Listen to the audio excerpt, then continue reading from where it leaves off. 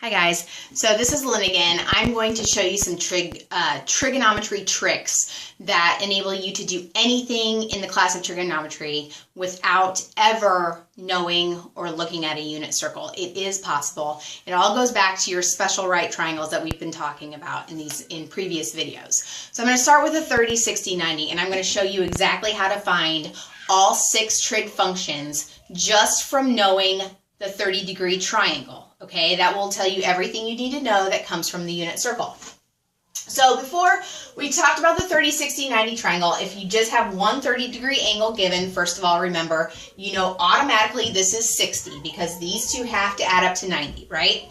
Okay, so then this is a 30, 60, 90. You know the hypotenuse is always 2 times the short leg, the leg across from 30. So if the hypotenuse is 12, the short leg that's opposite of 30 will be 6. And then the long leg that's adjacent to 30 has a radical 3, right? So that's the short leg times radical 3. So that's 6 radical 3. Remember the pattern, 1, 2, square root of 3. 1, 2, square root of 3.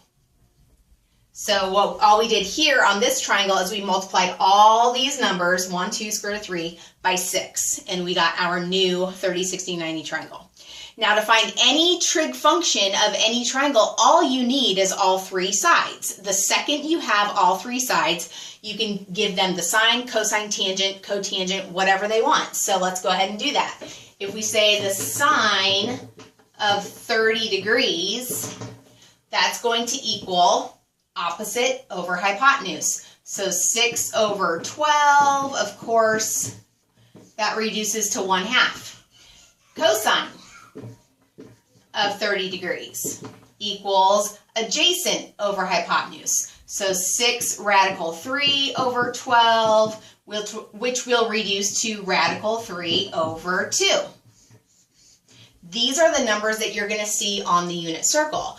But like I said, I grew up doing trigonometry, not even looking at the unit circle. No one even taught it to me. And I always did quite well, just knowing these triangles. So I'm not saying don't look at the unit circle. If you're more comfortable with the unit circle, do it that way. But if you hate the unit circle, there is another way. And if you're more comfortable with these triangles, then I would try that way perhaps. Let's keep going. Tangent. Now I'm going to throw you for a loop here. 30 degrees is also known as pi over 6. So what if I'm in radians now and I say, well, what's tangent of pi over 6? Well, it's the exact same triangle, right? Because 30 equals pi over 6.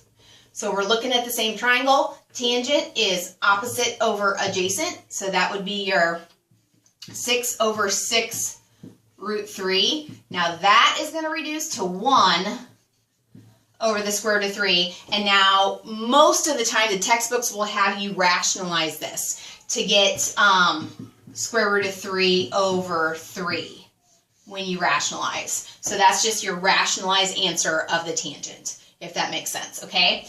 Now all we have to do for their partners, the sine goes with cosecant. So cosecant 30 will just be 2 over 1, or 2. How about cosine goes with secant? So 2 over the square root of 3.